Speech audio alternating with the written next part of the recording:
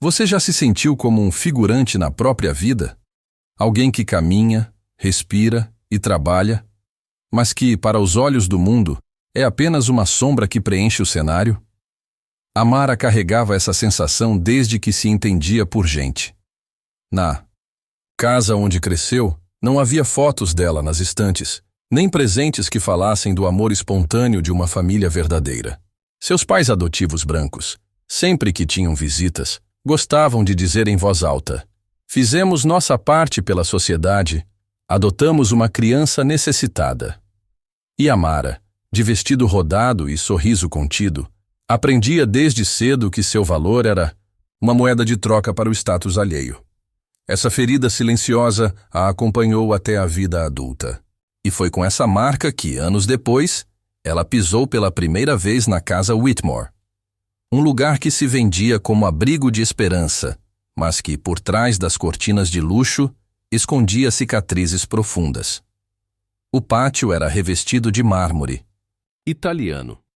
As paredes exibiam fotografias de crianças afrodescendentes sorrindo, com placas douradas agradecendo a generosidade dos benfeitores.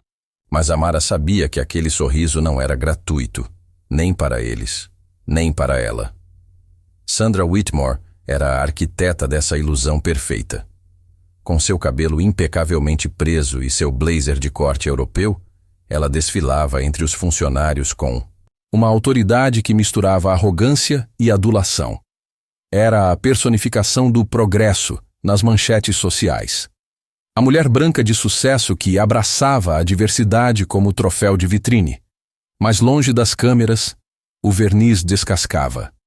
"Você é apenas uma ajudante, Amara", dizia ela, em voz baixa e cortante. "Não esqueça do seu lugar. Sua sorte depende da minha boa vontade." E como esquecer? O futuro de seu filho, Isaac, dependia da bolsa de estudos concedida por generosidade através da casa Whitmore. Uma bolsa que poderia ser arrancada com um estalar de dedos caso Amara ousasse levantar a cabeça. Então ela abaixava os olhos, engolia a humilhação e caminhava em silêncio pelos corredores que pareciam mais uma jaula do que um lar. Foi durante uma madrugada chuvosa, enquanto organizava arquivos antigos na biblioteca da mansão, que Amara encontrou algo que mudaria tudo. Contratos escondidos, registros de doações que nunca chegaram, assinaturas forjadas e uma lista de beneficiados, em sua maioria amigos e parceiros de negócios de Sandra. A casa Whitmore era uma farsa, uma máquina de lavagem de dinheiro. E Amara, sem querer, acabara de abrir a caixa de Pandora. O coração batia tão forte que parecia ecoar pelas paredes. Sua mente gritava: "Fuja!" Mas outra voz, mais antiga e mais ferida, sussurrava: "Até quando você vai aceitar ser usada como vitrine?" E foi essa voz que a levou a fazer algo que nunca pensou que teria coragem. Ela procurou ajuda, mas não em qualquer lugar. Ela procurou Jeremiah, o homem que até então parecia apenas uma sombra silenciosa na casa Whitmore. Jeremiah era o marido de Sandra, um homem negro, alto, imponente, que desfilava nos eventos sociais como exemplo de inclusão bem-sucedida. Mas seus olhos, cansados e ausentes, contavam outra história. Uma história de submissão silenciosa, de alianças forçadas, de sobrevivência disfarçada de privilégio. Amara sabia que confiar nele era arriscado. Mas naquele momento, arriscar parecia menos aterrorizante do que continuar vivendo em silêncio. Ela o encontrou na varanda dos fundos, fumando um charuto que nunca parecia aceso de verdade. "Eu preciso conversar", disse ela, a voz trêmula, quase quebrada. Jeremiah ergueu os olhos com uma lentidão desconcertante. Por um momento, Amara viu algo ali. Uma centelha de dor antiga, talvez até raiva, antes que ele voltasse a mascarar suas emoções. "Se for sobre a senhora Whitmore", murmurou ele, "você está se metendo em águas muito profundas." Amara hesitou. Mas Isaac, seu menino de olhos esperançosos e sonhos grandes demais para caber naquela prisão dourada, piscou em sua mente. Ela não podia voltar atrás. "Eu sei o que ela faz", Eu tenho provas, sussurrou. O silêncio entre eles pesou como chumbo. Jeremiah apagou o charuto imaginário e ficou olhando para o horizonte por longos segundos, como quem calcula os riscos de um salto sem paraquedas. Quando finalmente falou, sua voz era baixa, mas carregada de algo que Amara não sabia se era tristeza ou libertação. Então, talvez seja a hora de alguém acabar com isso. E naquele instante, sem que eles soubessem, um novo jogo começava. Um jogo onde máscaras cairiam. Verdades viriam à tona, e o preço da liberdade seria mais alto do que qualquer um poderia imaginar. Amara não sabia ainda. Jeremiah tampouco. Mas o destino já tinha dado sua primeira cartada, e não havia mais como voltar atrás. Jeremiah sabia mais do que aparentava. Muito mais. Ele não era apenas o marido decorativo de Sandra. Ele era o verdadeiro mentor silencioso por trás da criação da casa Whitmore. Mas diferente dela, Jeremiah havia sonhado com algo puro. Quando aceitaram construir o projeto juntos, ele acreditava sinceramente que poderiam transformar vidas, criar oportunidades reais, apagar um pouco da dívida histórica que o mundo tinha com pessoas como ele e Amara. Mas logo descobriu que Sandra não compartilhava o mesmo ideal. Para ela, o projeto era apenas um trampolim social, uma maneira de entrar nas rodas de poder da elite. E Jeremiah, depois de muitas tentativas fracassadas de mudar as coisas por dentro, resignou-se a ser uma peça, no jogo dela, um rosto negro para adornar seus discursos sobre igualdade. Até agora, com Amara trazendo provas em mãos, a chama que Jeremiah pensava ter se apagado voltou a arder em silêncio. Eles combinaram tudo em encontros secretos, quase codificados. Olhares disfarçados, bilhetes escondidos em livros da biblioteca, conversas em sussurros entre prateleiras. Jeremiah, usando seu conhecimento dos bastidores da casa Whitmore, ajudava a Amara a construir um dossiê sólido, impossível de ser refutado. Mas o jogo de xadrez silencioso que travavam não passava despercebido. Sandra, astuta como uma serpente, sentia o ar mudar. Ela via os olhares que antes se desviavam agora se fixarem em seus gestos com uma cautela diferente. Sentia os sorrisos dos funcionários se tornarem menos submissos. E em sua paranoia crescente, começou a apertar ainda mais o punho do controle. Começaram as ameaças veladas. Ou você é leal, ou desaparece. As revisões aleatórias de desempenho, sempre focadas nos funcionários afrodescendentes. As insinuações de corte de bolsas e demissões por questões orçamentárias. Amara vivia em constante tensão. Cada passo ecoava como um alerta. Cada manhã podia ser sua última naquele emprego. E mais do que isso, cada movimento errado poderia colocar o futuro de Isaac em risco. Ela pensava no filho todas as noites, deitada na cama dura do pequeno apartamento subsidiado pela própria casa Whitmore.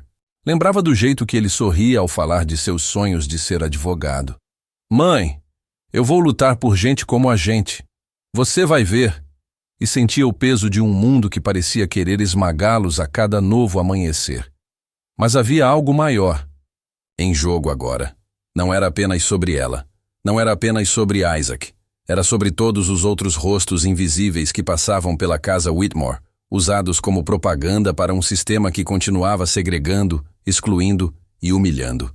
E foi, quando Amara já pensava que não aguentaria mais, que o plano finalmente começou a tomar forma. Uma denúncia anônima foi feita ao Departamento de Justiça Social do Estado, com documentos, fotos, vídeos, tudo o que Amara e Jeremiah haviam reunido. Um dossiê tão irrefutável que, ao ser aberto, não poderia mais ser ignorado. Mas havia um risco que eles não previram. Sandra, em sua esperteza doentia, sempre tivera cartas na manga. Ela mantinha registros comprometedores de quase todos os grandes nomes da cidade que, de alguma forma, lucravam com a fachada da casa Whitmore, de senadores, promotores, juízes. Se caísse, ela prometera levar todos com ela. E isso tornava Amara e Jeremiah alvos muito maiores do que imaginavam. Naquela manhã de terça-feira, quando Amara entrou na mansão para mais um dia de trabalho, o ar estava mais pesado do que nunca. As portas pareciam ranger de maneira sinistra. Os rostos dos funcionários estavam pálidos, tensos. Havia algo errado, muito errado, e ela percebeu rápido demais. Sandra a esperava no hall principal, cercada de advogados e seguranças. Num movimento teatral, entregou-lhe uma carta de demissão. Sem explicações, sem direito à defesa. Você é dispensada imediatamente, disse Sandra, a voz fria como gelo. E então, antes que Amara pudesse reagir, vieram as palavras que cortaram sua alma como navalha. Eu tolerei sua presença aqui por caridade. Mas caridade tem limites. Pessoas como você deveriam saber o seu lugar. O sussurro foi baixo, quase inaudível para os outros. Mas para Amara, foi como uma explosão. Ela não respondeu, não chorou. Apenas olhou para Sandra nos olhos, pela primeira vez sem medo, porque ela sabia de algo que Sandra não sabia. E naquele silêncio, no meio da humilhação pública, a primeira peça do dominó começou a tombar. A verdadeira justiça estava apenas começando. Amara deixou o prédio em silêncio. Cada passo no mármore frio era uma ferida aberta, mas ao mesmo tempo, um manifesto silencioso de resistência. Ela sabia que, aos olhos da maioria ali dentro, era apenas mais uma negra dispensada. Só mais. Uma estatística que ninguém se daria ao trabalho de entender ou defender.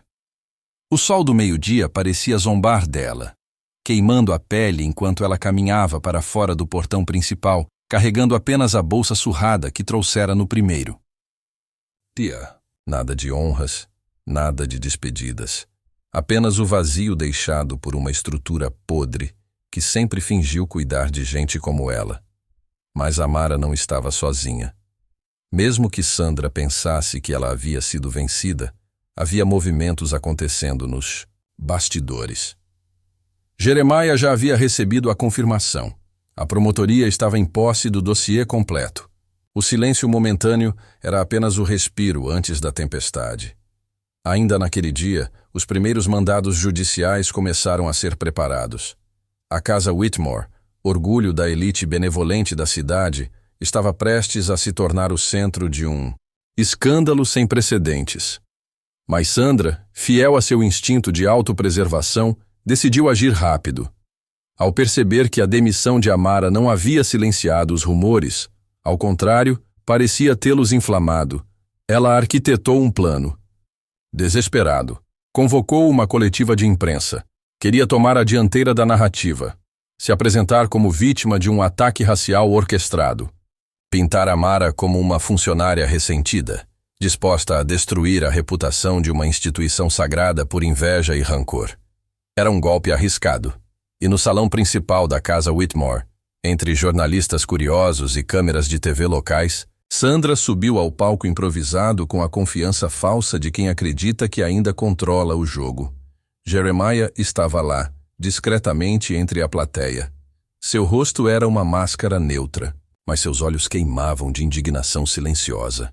Quando Sandra começou seu discurso, as palavras vieram açucaradas. Construímos esta casa com amor e sacrifício. Lutamos pela inclusão, pela igualdade, pela oportunidade para todos. Infelizmente, nem todos compreendem o valor do que fazemos aqui. Há quem prefira destruir do que construir. Os flashes disparavam, os aplausos calculados ecoavam. A encenação perfeita. Mas o que Sandra não sabia era que, no momento em que discursava, as portas principais da Casa Whitmore já estavam sendo atravessadas por oficiais de justiça. Amara, observando de longe, viu os carros pretos estacionarem. Viu os homens de terno descerem, pastas e documentos em mãos. Viu o inevitável acontecer. Sandra continuava falando, cada palavra um tijolo a mais no muro de sua própria ruína, até que no meio da coletiva, a voz fria e cortante do chefe da operação ecoou no salão.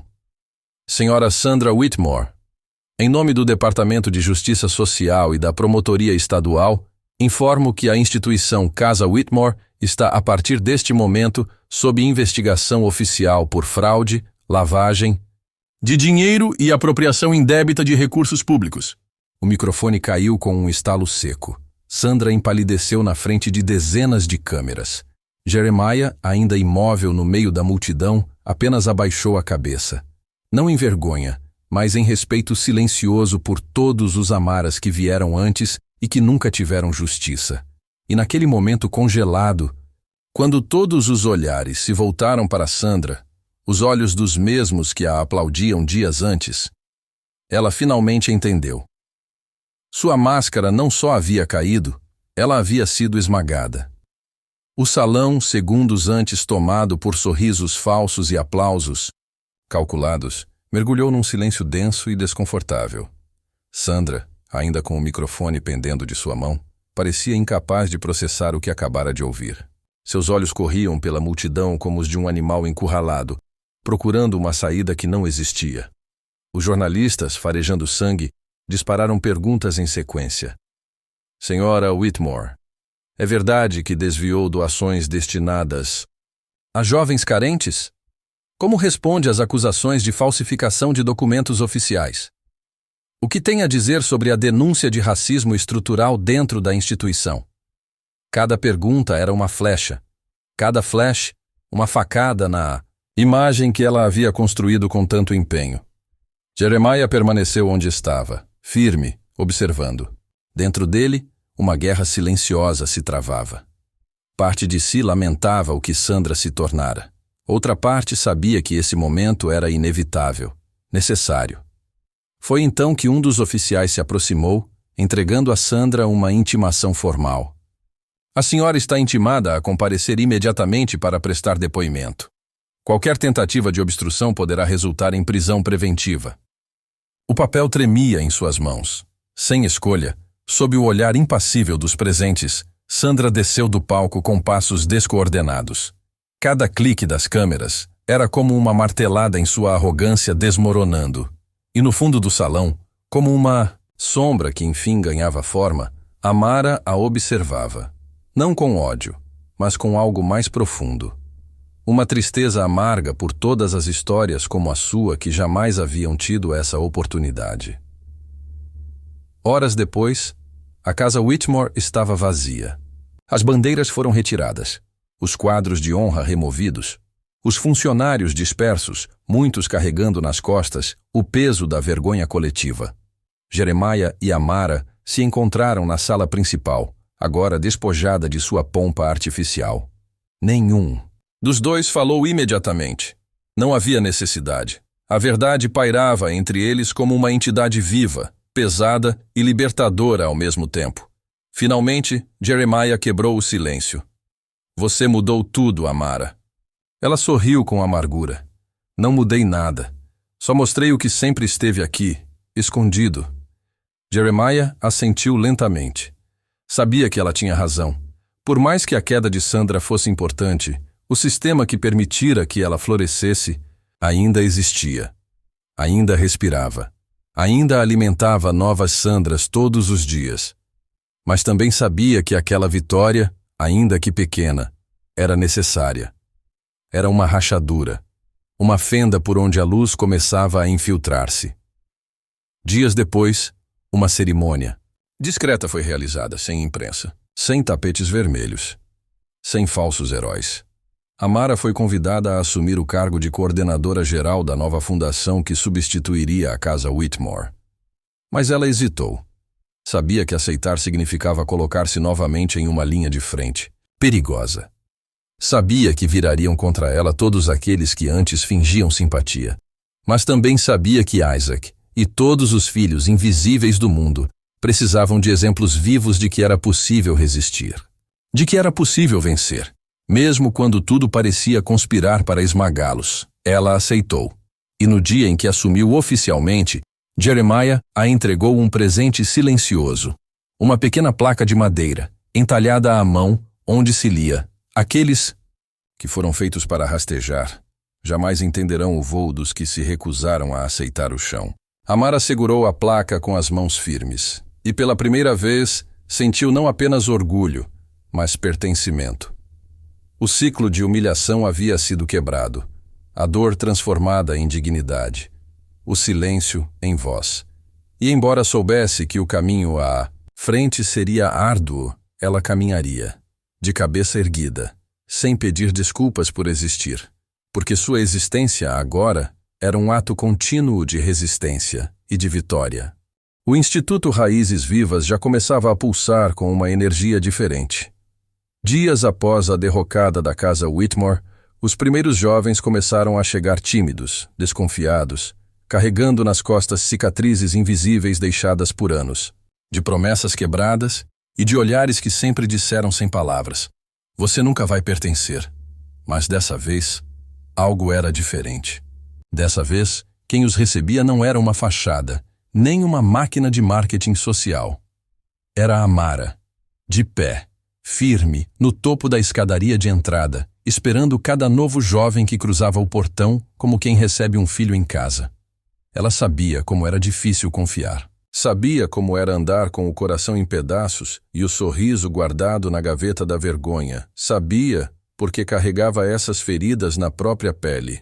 E, agora, queria ser a ponte para que eles atravessassem sem medo o abismo que tantas vezes a engolira. Enquanto caminhava pelos corredores recém-pintados, onde antes as paredes ostentavam medalhas de falsidade.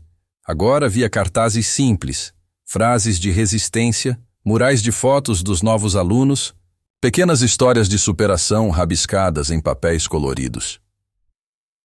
O instituto começava a ter vida real. Não mais um teatro, mas um lar.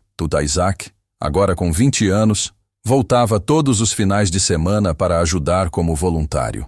Orgulhoso de sua mãe. Orgulhoso da luta que agora carregava no próprio sobrenome. Em uma tarde chuvosa, depois de uma reunião exaustiva de planejamento, Amara e Isaac se sentaram no refeitório vazio. Ela, com uma caneca de chá quente nas mãos. Ele, com um sorriso que ainda carregava traços da criança sonhadora de anos atrás. "Sabe, mãe", disse ele olhando para a janela molhada. "Muita gente fala de revolução como se fosse barulho, quebra-quebra, incêndio. Mas acho que a maior revolução mesmo é essa aqui." Ela ergueu os olhos curiosa. "Essa o quê?" Ele abriu os braços apontando para o salão vazio e cheio de esperança invisível. "É quando a gente constrói um lugar onde pessoas como a gente podem entrar e não precisar pedir desculpas por existir." Amara sorriu. Um sorriso pequeno, mas tão imenso que pareceu iluminar o ambiente inteiro. Isaac não sabia, mas acabara de traduzir em palavras tudo o que ela sentira em silêncio por uma vida inteira. As mudanças começaram a ecoar para além dos muros do instituto. Jornais antes omissos começaram a dar espaço para matérias sérias sobre racismo estrutural. Universidades buscaram parceria com o Instituto para bolsas de estudos reais. Empresas enviaram convites para palestras sobre diversidade. Não para marketing, mas para aprender. Amara recusava a maioria. Sabia que nem todo aceno era sincero. Preferia plantar devagar entre os invisíveis do que colher aplausos fáceis dos visíveis. Numa tarde especial, quando a cidade organizava seu primeiro grande encontro de líderes comunitários, Amara foi chamada para falar. Ela hesitou. Subir ao palco, falar para centenas, expor a si mesma de novo, mas lembrou-se da menina invisível que foi, da jovem silenciosa que aceitou calada as pequenas mortes cotidianas, e da mulher que se recusara a morrer em silêncio. E então, subiu. O palco era simples, sem pompa, sem luzes estroboscópicas. Pegou o microfone com mãos firmes e disse: "Durante muito tempo, me ensinaram que eu deveria agradecer apenas por existir, por ser tolerada, por ser incluída em espaços que nunca foram desenhados para mim. Hoje, eu estou aqui para dizer que... não, nós não temos que agradecer pelaquilo que já nos pertence. Dignidade, respeito, espaço, futuro."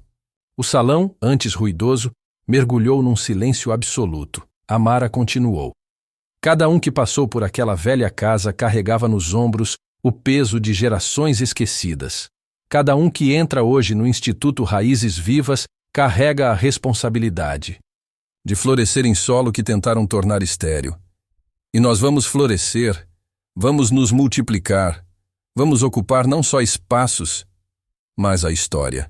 Ela largou o microfone no púlpito sem esperar aplausos e saiu caminhando de cabeça erguida, porque agora ela sabia. A luta não era para ser aplaudida, era para ser vivida. Na saída, Jeremiah a esperava encostado numa árvore, sem dizer nada. Estendeu-lhe um caderno velho e gasto, ela o abriu. Era o diário da construção inicial da casa Whitmore, mas, nas margens, Jeremiah havia reescrito cada frase, como um manifesto novo. Quando negam nossas raízes, nós nos tornamos floresta. Quando silenciam nossas vozes, nós viramos trovão. Quando apagam nossa história, nós a escrevemos na pele do tempo. Amara fechou o caderno com reverência. Não havia mais nada a dizer. Só viver e resistir. Porque agora, o mundo já sabia. As raízes que tentaram sufocar estavam vivas e não parariam mais de crescer. Aqui no Lições de Vida, cada história é mais que um alerta. É um convite à coragem de mudar. Nossa missão não é apenas denunciar o que está errado, mas acender consciências, restaurar dignidades e inspirar novas atitudes. Se você acredita que um mundo mais justo começa com uma verdade contada, então esta jornada também é sua. Obrigado por fazer parte da mudança que o mundo precisa. Aqui no Lições de Vida, cada história é mais que um alerta. É um convite à coragem de mudar. Nossa missão não é apenas denunciar o que está errado, mas acender consciências, restaurar dignidades e inspirar novas atitudes. Se você acredita que um mundo mais justo começa com uma verdade contada, então esta jornada também é sua. Obrigado por fazer parte da mudança que o mundo precisa. Se essa história tocou você, não esqueça de deixar seu like e se inscrever no canal. Sua participação nos ajuda a continuar trazendo mais lições de vida. E não pare por aqui. Assista ao próximo vídeo que selecionamos especialmente para você na tela final. Juntos, vamos transformar cada história em um passo a mais rumo a um mundo mais justo e humano.